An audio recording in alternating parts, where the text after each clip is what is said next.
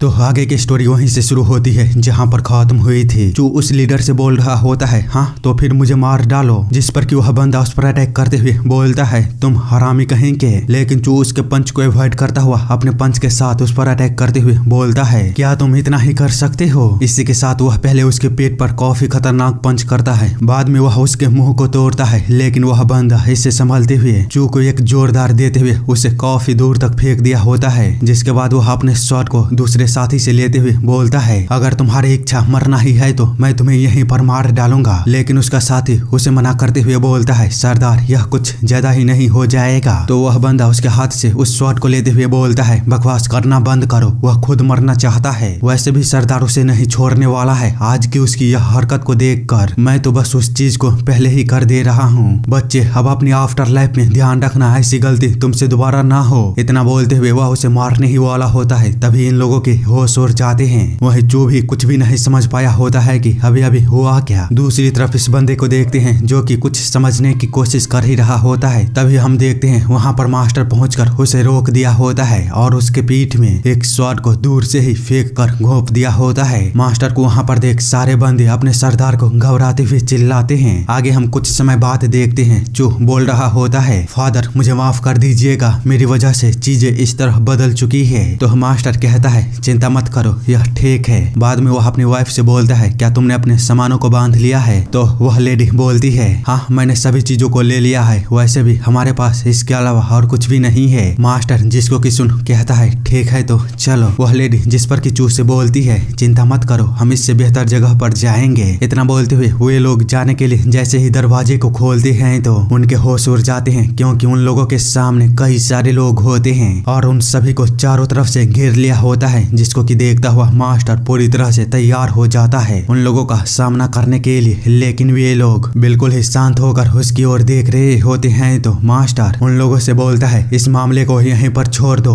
हम चीजों को बदतर नहीं बनाना चाहते हैं, वैसे भी हमारा फैमिली यहाँ से जा रहा है, तो अगर तुम लोग हमें चुपचाप जाने देते हो तो चीजें बड़ी नहीं होगी। तभी उसके सामने कोई आता हुआ एक अजीब से भाषा में कुछ उससे बोलने की कोशिश कर रहा होता है, जिसको कि ट्रांसलेट करते हुए जो उन लोगों को बताता है वे हमसे लड़ने के लिए यहाँ पर नहीं आए हैं, वे बस हमें कुछ बताना चाहते हैं। आगे वह बंदा या बंदी जो कुछ भी है वह कुछ बोलती है तो जो अपने मदर और फादर को बताता है वो बोल रही है कि सरदार पूर्वजों की जगह पर शांति चाहते हैं। मास्टर जिसको कि सुनता हुआ बोलता है सरदार के साथ जो कुछ भी हुआ उसके लिए मुझे दुख है, हालांकि मुझे आशा है कि तुम लोग समझते होंगे किसी के लिए भी यह बहुत ही ज्यादा मुश्किल है जब उनके बच्चे खतरे में हो तो समझदारी से फैसला करना। तो अब हम लाल जंगल ट्राइब के साथ किसी भी संघर्ष को नहीं चाहते, हम बस यहाँ से शांति से जाना चाहते हैं। जिस पर कि वह लेडी फिर से कुछ अजीब से भाषा में बोलती है तो जो अपने फादर को बताता है सुहुआन माउंटेन पीक से एक सिग्नल आया है, रॉक ट्राइब ग्रीनलैंड पर हमला कर रहा है, इसीलिए लाल जंगल ट्राइब उसने 1000 झरने वाले पहाड़ और सुहुआन पहाड़ों की चोटियों को पहले ही खो दिया है। यदि वे इस भूमि को भी खो देते हैं तो उनके पास रहने के लिए और कोई भी जगह नहीं होगा और उन्हें किसी और जगह पर जाकर रहना होगा। मास्टर जो सुन बोलता है लेकिन तुम यह मुझे क्यों बता रही हो, जिसको कि ट्रांसलेट करके चू जब उस लेडी को बताता है तो वह लेडी कहती है हम तुम्हें याद दिलाना चाहते हैं कि जब तुम्हारे पास रहने के लिए कोई जगह नहीं था तो हमने तुम्हें इस जमीन पर रहने की अनुमति दी और अब हमारे पास रहने के लिए कोई जगह नहीं है। साथ ही तुम्हें पूर्वजों की कब्रों को तबाह करने के लिए क्षमा प्रार्थी महसूस करना होगा। तो मास्टर उनसे कहता है हम हमेशा से ही तुम लोगों का बहुत ही ज्यादा आभारी थे जो तुमने हमें यहाँ पर रहने के लिए जगह दिया, इसीलिए मुझे लगता है कि पूर्वजों की कब्र की तबाह होने के लिए हमें सीधे बात करने की जरूरत है। जिसको कि ट्रांसलेट करके जब चू उस लेडी को बताती है तो वह लेडी अपने भाषा में कुछ बोलती है तो चू उसे मास्टर को समझाते हुए कहता है सरदार उनका सबसे बड़ा योद्धा था, पर चूंकि आपने उसे मार दिया है तो वे चाहते हैं कि आप उनकी जगह ले और उसकी जगह पर रॉक ट्राइब के खिलाफ युद्ध को लड़े और लाल जंगल ट्राइब के सेना को लीड करे। मास्टर जिसको कि सुनता हुआ बोलता है